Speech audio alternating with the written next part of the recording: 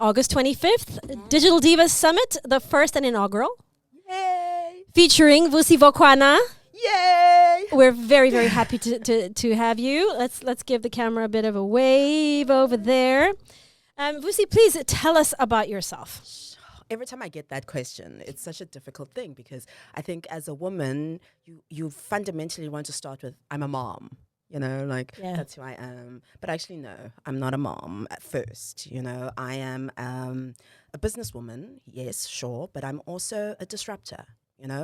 I've spent the last 20 years now pushing through the oppressive, sort of financial exclusion barriers, right, that have kept township and rural entrepreneurs on the back foot, since apartheid, I guess. But and it's been a difficult space to play in. So I find myself working against the system constantly, trying to change the conversation, trying to change the narrative primarily, but also from a position, I think, of learning about who the players are, who the power brokers are, understand them, get to know them, be beside them, have them understand me, and learn about who I am, and then hopefully that will translate into them understanding my market and my environment and my industry. So I always struggle with that question because I'm not really one thing. The best way to describe myself would probably be a chameleon. I'm constantly code switching. I'm constantly masking in every space that I have to play in. I have to adjust myself to whatever the environment looks like there. And I've managed to do that quite well for the last 2 decades. So amazing. And your company called Kasi Catalyst, how is that doing and how long has it been around for? So I've been running Kasi Catalyst since 2017. And it came about because I had an opportunity to be an implementation partner for a big retail brand. And while I was sitting there completely invisible to the retail brand that had hired me as a specialist, market specialist, in my individual capacity, right? So I sat there as Vusi, sitting there in the room, full room of white men talking about my market. And they'd had the audacity to bring me into the room, but not listen to anything I have to say. So while I sat there, they were telling me about my market. They were telling me about everything that they needed to do that matched their urban market. And this was their first foray into my market that I'd been in successfully for almost more than a decade by that point. So while I sat there being ignored for the first 6 weeks, I realized I actually need to come in as a consultancy because I'm sure there's a lot of these ignorant white big corporates coming into this environment and needing my help. But as an individual, I don't seem like I'm worth listening to. But as a big business, then definitely they might listen to me a little bit. So I formed Kasi Catalyst. So Kasi, obviously, to represent the township. And then Catalyst, I figured, would trigger every white person's, sort of psyche or maybe even guilt, I was hoping, I think. A little bit of shame in the word. But at the time, in 2017, everybody was talking about changing something. So Catalyst seemed to fit in. And so I brought that in. But also I wanted it to sound like a scientific, something scientific, because all the studies had shown us that, there's an assumption that Black people don't do science or any of the STEM subjects. So I thought, okay, let me give a little dig at that. And, this will begin the conversation on changing narratives. So Kasi Catalyst started out as that, specifically for retail. And as we started working on a day-to-day basis, started to realize that actually it wasn't just retail alone that needed this, catalytic thinking.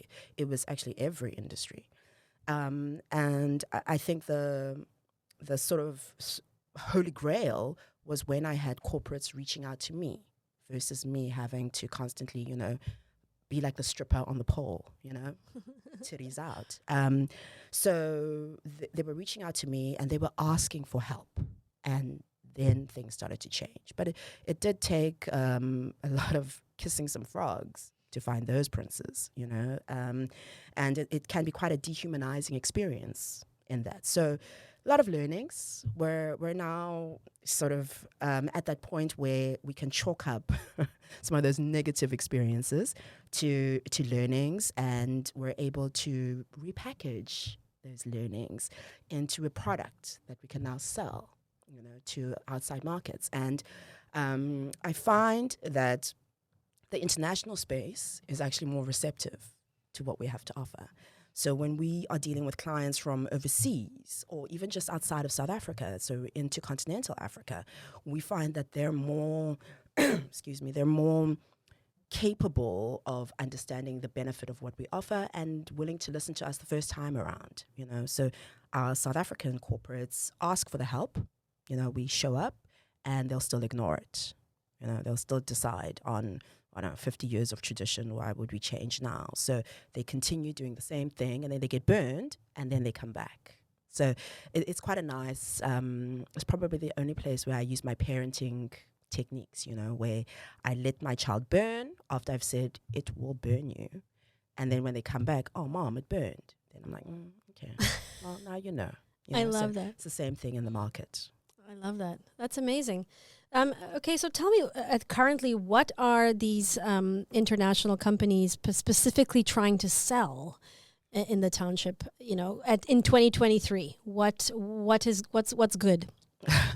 Well, as you know, 60% of South Africans live in townships or rural areas. So, as the urban market shrinks, everybody is trying to get into the township to sell something.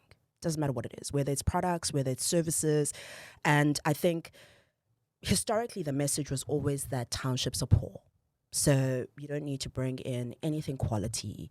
You can't actually bring in anything expensive or highbrow, right?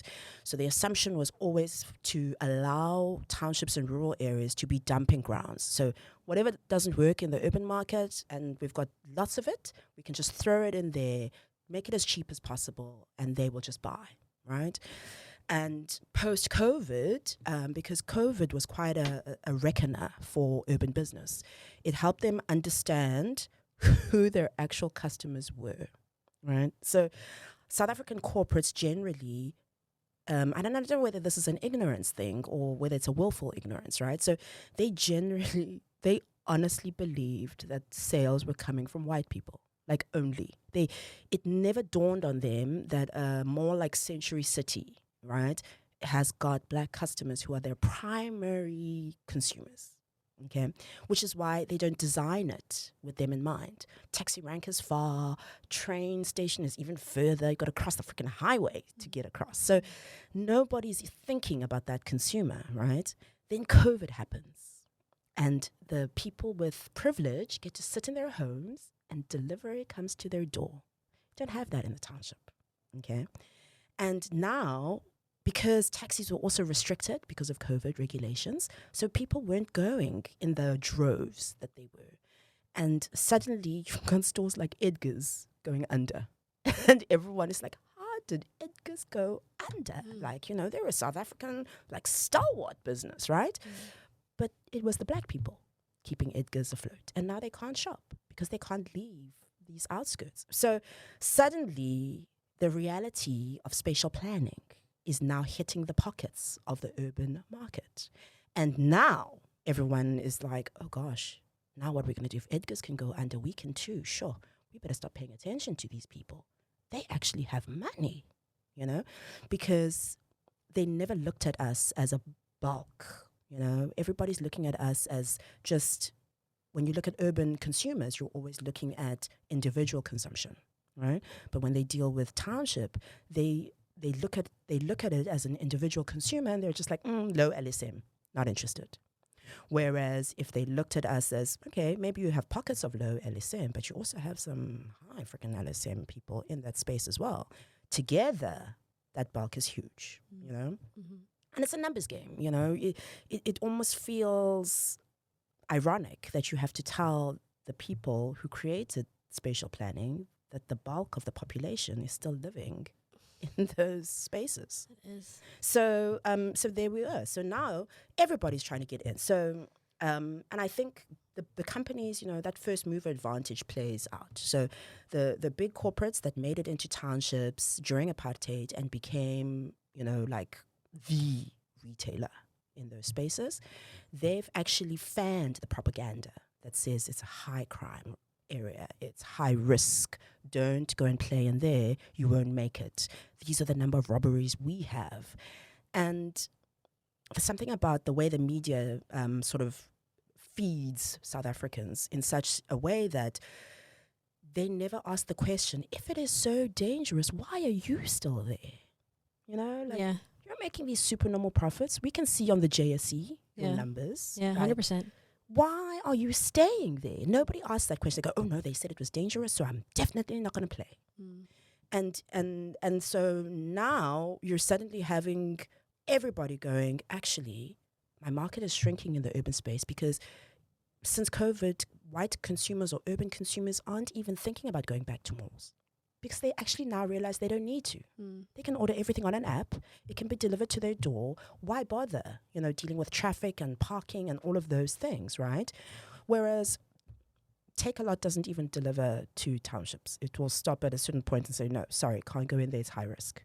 We have very few delivery companies. I mean, we've got 450 townships in South Africa, and you've got no external delivery that will come into townships from anywhere, right? Despite having some of these retailers in these townships, they don't even do delivery where they are, which is absurd. So we know that this market is huge. This market has got deep pockets, and everybody comes in with their calculations. I think the last calculation, which is really a thumbs up, was 200 billion is what they said the value is. It's probably way more than that, but nobody knows because nobody's ever measured. There's no real data. That's the other thing. Yeah. It's like you're in the wild, wild west. Everybody thinks that you can just stand up and say, I'm an expert. And nobody can say, actually, no, that's not true, because there's no real data in the space, right? So we're flying in blind. And the only things that we can use are our township indexes, if you could say that. So when an urban consumer looks at an area and goes, oh, it's high crime, I look at it and go, okay, that's high opportunity area. That's exactly where I want to put my store. Right, I see lots of people. You work with urban retailers and or even municipalities. When they deal with townships. They do their planning. They bring in these town planners from Europe who come in and say, when we have a market, we put it into a place that is sloping in this direction. So let's move all these people that are here selling outside. Let's move them to another area, right? Whereas the township dictates market based on foot traffic. So where are people walking? If you find where people are walking in mass, that's where you need to put your store. Not the other way around, you know? Yeah. In an urban space, you can put your store in a vacant valley, you know, that was a swamp. And people drive there if it's got the coffee shop they like, if it's got the supermarket that they like to shop at. Right. You know? The further in the outskirts it is, the better actually for the urban consumer, because now they don't have to worry about parking, right? Mm-hmm. Whereas in townships, people don't have that luxury of, you know, not having to worry about fuel costs, not having to worry about transport and how close is it to a node, right? Public transport node. So we do things totally differently, you know, and the advantage of being a Kasi catalyst is that we are from the township. We've lived in these places, right? We can understand how townships work and all those little indices that we use in townships to stay alive or what we use to find economic value. Amazing. Wonderful. I mean, you clearly know exactly which way it's headed, and it sounds like it's headed in a positive direction for the people that actually listen and understand. Hopefully there's a lot more of them these days. Let's talk about women, though. I mean, I think that in particular, Black women have played a humongous role in specifically South African society as well. If I would say they would upheld the entire society, really. So, you know, let's talk about the role and representation of women in your particular industry. Well, I think Black women are the lowest of the totem pole when it comes to recognition, when it comes to human rights, when it comes to even financing them. You know, they're the least financed, right? But also, I think we're so invisible everywhere. You know, it doesn't matter. It doesn't matter how much how well we're educated or how good we are at what we do. We're generally invisible. And there's an advantage to actually being invisible. You know, the stealth approach is what I normally call it. So I run a team of specialists, and majority of them are men, and I'm the only woman on my team. And that is a strategic thing that I've chosen, specifically because in the spaces that we have to go into to try and uplift communities, you can't walk in there as a woman and have people listen to you unless you're surrounded by men. That's the first thing.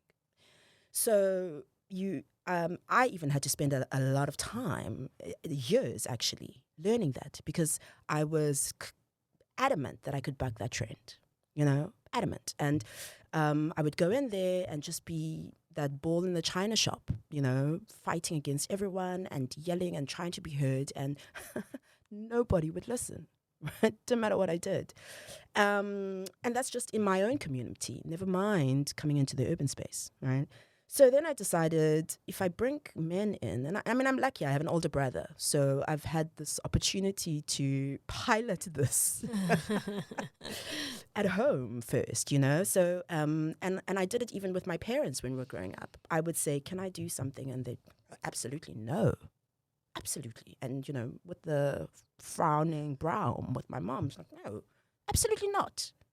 And then I'd convince my brother to ask for the exact same thing. And then, you know, he would go in there with his male privilege and say, this is what I'm going to do and this is what I want. Absolutely. And everybody, all the lights would go green.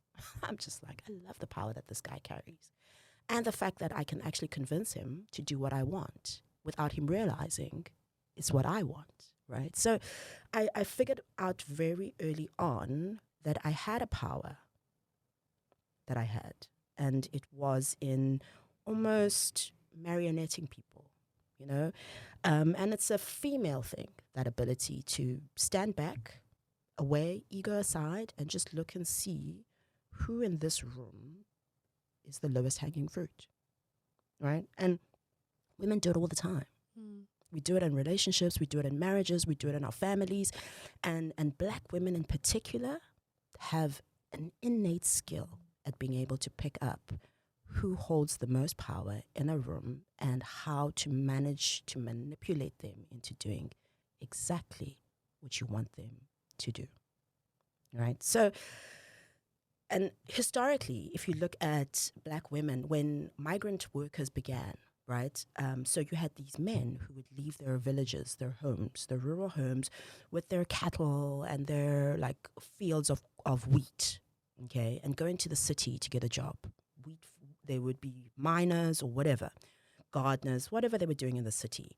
And they leave these women with their children, no education, no nothing. Those are our grandmothers, right? And and these women would manage this entire farm, right? So this man would come back, and he'd been away for like maybe a whole year or 2 or 5 or whatever. He'd come back and his animals were still alive, right? And they've increased. And his wheat is, you know, she was able to harvest and keep everything running. And she had no formal training in this. Even when he was there, he didn't say, come, let me show you how it's done. She literally had to do on-the-job training. This woman with no formal education. And so when you're raised by a woman like that, whose husband then comes back and detests her, there's a resentment in him because he really wanted to come back and see everything dead so that he could find his value, right? And this woman senses this resentment, okay? And this man also has been dehumanized in that mining environment as cheap labor by his white employers, and he hates himself. So she comes home and she's got to be this barrier between this damaged man and her young children, you know? And she figures a way with no education, no trauma counseling, you know, none of these fancy things that we have now. She figures a way to be that, whatever she needs to be in that space. Now, those are the grandmothers who raised my mom, who then raised me, you know. My mom sent me into a white school when I was 2 years old. And the only words she said to me were, as she dropped me off on the curb, she didn't even walk me in, right? Everybody's white. I'm the only black person.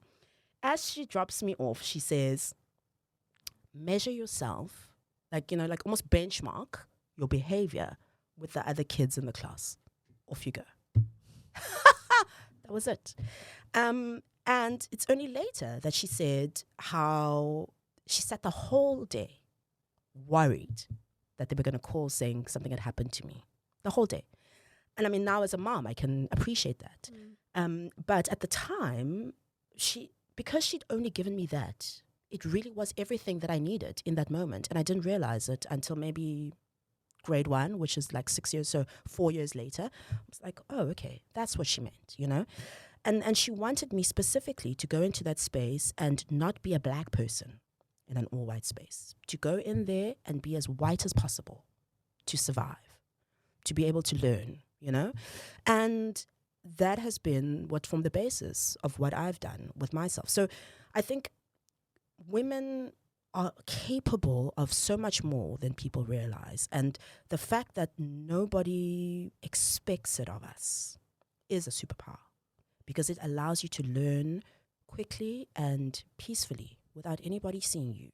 By the time you rise up and say, actually, I own this table, everyone is like, oh my God, I've never heard your voice. You know, and you've picked up everything, you've learned everything, and that's what differentiates us. It's the reason we're the mothers, you know. It's the reason why we are tasked with the responsibility of raising future generations, Right. because we're capable of seeing beyond where we are. Amazing. Do you think South Africa has enough female role models? Definitely does, but I think the problem might be is that we don't get to celebrate them as much as we should. So every man and his cat can achieve small things like climb the stairs, and it is on all the news. He climbed the stairs, yay! You know, we send something into space, we have a hot air balloon, that man is celebrated, oh wow, you know, everything is done for him, all the pomp and circumstance. And a woman can rise up from, you know, you hear these stories all the time of a woman who, her husband left her after 20 years of marriage. She's never had a job in her life before. She came out of maybe university and got married and just had kids, right? Yeah. And now she's at the pinnacle of this career. She's like almost in her second wind, and she's achieved all these things. She's now CEO of some business, and it's like a murmur. Yeah. Nothing is done. You know, she didn't just climb the stairs, she freaking built the stairs, and still nobody's celebrating her. So the problem is never that there isn't or there aren't enough females that are phenomenal. They are. But there isn't a platform to celebrate them, you know? And the few platforms there are still really owned by men. So they still get to handpick who gets celebrated and on those special occasions. So every year in August, we're trotted out, you know, the 5. We get our month. The 5 horses that are phenomenal, that everybody must bet on. And it's unfortunate because if it's the same 5 horses, then the other 1,500 are never seen or heard of, or, you know, just, and I don't know if you have like a gaggle of female friends, you know, like, but you need that gaggle, because the gaggle of female friends will always recognize you all the time. They don't wait for August or Mother's Day. It's all throughout. I mean, I don't know what I do without my besties who are women, who even when I'm feeling like, gosh, I can't do this anymore, I need to just pack it in and find a rich husband, right? It's my girlfriends who will send a text message to say, oh my gosh, I saw you doing this. Phenomenal, you're amazing. You know, like, rah, giving your flowers while you live, that kind of stuff. Yeah, girls are great like that. Women are phenomenal, and I just feel like if we owned media houses more, media houses, the world would be different, because the things that we'd be celebrating would be different, and we'd be able to be representative of the kind of world that we want to see. Yeah. And our kids need that. Yeah, 100%. Okay, tell me about your part in Digital Divas. What are you and Matsimudise, who is the CEO of Furaha Holdings, what are you guys planning to showcase to us on Digital Divas Day? Well, I think the first thing is it's two black women, in the middle of the whitest province in South Africa, first of all, which is... That's the beginning. That's a huge feat on its own. But also, I think her work at the TIA is critical, right?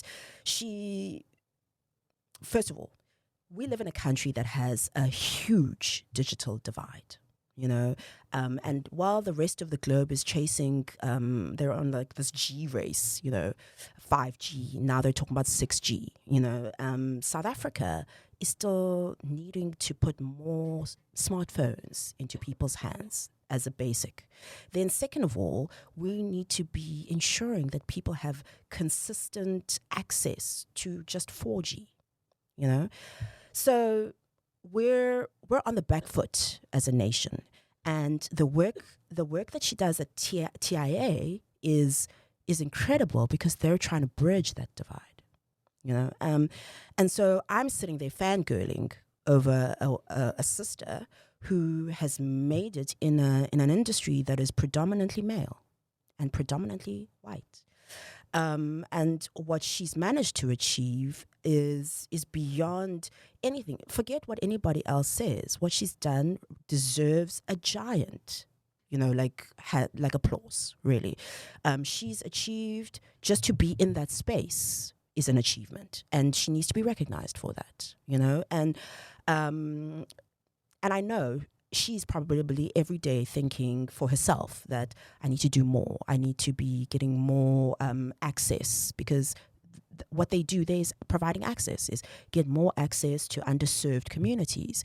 And any black person that's ever tried to climb their way up a corporate ladder can tell you institutional racism is the most sort of punches you in the gut. It's the most gut punching experience that you can have. Every day you push this boulder up a hill and you wake up in the morning and it's further back than where you left it the day before. And you do that for 20 years. And to still manage to rise up to the top, she gets a lot more than flowers from me. She gets, unfettered respect, right? I'm almost wanting to genuflect at her knees, when I see her, because I'm so impressed by what she's achieved. And when we talk about access to information and the costs of data and what it looks like in South Africa, it's so crushing. You need a sister there. You need somebody who is looking at it from every angle and is able to multitask, even though we all know that multitasking is an illusion. But she's probably the most likely to achieve enough of a, move forward that when she hands the baton to the next person, will be in a better situation than where she was when she started. So hats off to her and everything that she's doing on a daily basis. I mean, I 100% agree, which is why we kind of, placed you guys at the beginning. We were like, we wanted to start off big. And I love it. So we're very happy and we can't wait to obviously see, what you guys come up with. But, we can't do any spoilers. What does the term digital diva mean to you? Well, a diva, I think let's start there. When I think of a diva, I'm thinking of, the hits like Aretha Franklin and Whitney Houston. I'm thinking of none of the negative stuff, like they're high maintenance and they require certain lighting and all of those things. Because, those are fundamental needs of a woman, right? So we won't even talk about that. But I'm thinking afro, gigantic afro. For me, a diva is that woman who wears sequins in the daytime, you know? Hey. Yeah. She carries herself with as if she's wearing her hair in an afro, walking into a space, doesn't care about anybody else, and demands that things go her way. You know, that's a diva. And forget the negative connotations because we don't deal with the negatives, right? And then digital diva is somebody who's able to circumvent the hard copies. You know, she's technologically savvy. She's catapulting herself out of everyday life and putting herself in a metaverse, you know, an almost illusionary environment that she's created for herself and forcing other people to come and graze in her fake grass, you know. So digital divas are my best, and I love that we're taking IT and making it sexy. I love it. I absolutely love that. Okay, well, I mean, I think I'm pretty much done. I think you've covered a lot. You've given us a lot of stuff to ponder on, definitely. Do you want to have something, you want to say something else? I always don't ever give me an open-ended statement like that because, you know, I could talk for the whole day. But, you know, I think the sweet spot for me about anything that is tech-enabled, right, and we combine it with financial inclusion. For me, that is the one thing, because I know with tech we get options, right? And fintech has revolutionized the way that township or even informal markets are able to access capital. And I love that. So any space that I can play in that can combine tech, anything in the IT space or any kind of digital advantage and bring it to the masses makes me salivate. So this for me is the holy grail. And you know, I love that Innovation City is doing this year as a pilot. I hope not a pilot. I hope it's a first time, and we will continue this annually. And I want to make sure that every year you're bringing in different women. You know, you're looking at how you can recognize women from different areas and as diverse as possible, because if you're not recognizing the women that play in the dark spaces, then you're not going to be able to really grasp the extent of the innovation and the innovative nature of entrepreneurs in South Africa, which would be a huge loss. I completely agree with you. And we did try to, you know, we tried to source as many as we could. It's just that unfortunately for us, we were not that successful in getting those tech, you know, women who are mostly sitting in other provinces, not really in the Western Cape, to come down because, you know, of costs and things like that.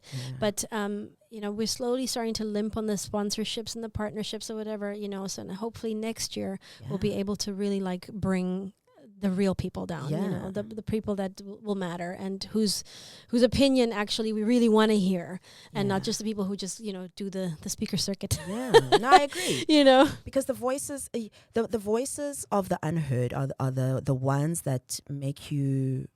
I mean, I do rural areas, and we went into a space recently that left me feeling like we don't see enough of the spirit of the entrepreneur, you know, like the ability for people to overcome difficulties that would paralyze us urban dwellers, you know, and you watch people create something literally out of nothing, and it's this phenomenal thing, and you sit back and you think, if only they had a smartphone to capture this. Like, that's literally it. It would be just one Instagram post, and you would be able to capture this and channel it into, like, you know, the www world, and it could change everything. It would have this ripple effect that would change everything for everyone in this entire community in a second, you know, like just one bite, literally. So I think, you know, this is a start, and it's a phenomenal start, because you got to start somewhere with what you have, and from there you hope that each person, and there's one term that I actually think we should end on. White South Africans are always saying Black South Africans don't respect them as South Africans, and there's that huge debate, and I want to almost dare white South Africans to say, if you want to call yourself South African, you need to have at least 3 recreational Black friends. Right? And by recreational, I mean Black people that you don't know from work and you don't know from school. Okay? And those need to be just randoms. So people that you've met in a coffee shop, right? Or somebody that you've met anywhere else on your running circuit. South Africans run unnecessarily a lot. So like those kinds of people that share your hobbies, and find 3 of them. And if you have, then you can call yourself South African, and we'll respect you for that. But before that, you're still foreign to us, I like that. And I think aspire to be South African, like in the true sense, and really own this heritage that we share, and be committed to building this country instead of constantly pointing fingers at what's wrong with it. If we could just do that, I think we could really catapult ourselves into a different South Africa. Yeah. Fantastic. Vusi for president. No, absolutely not. But thank you. Oh, babes, that was amazing. Thank you so much.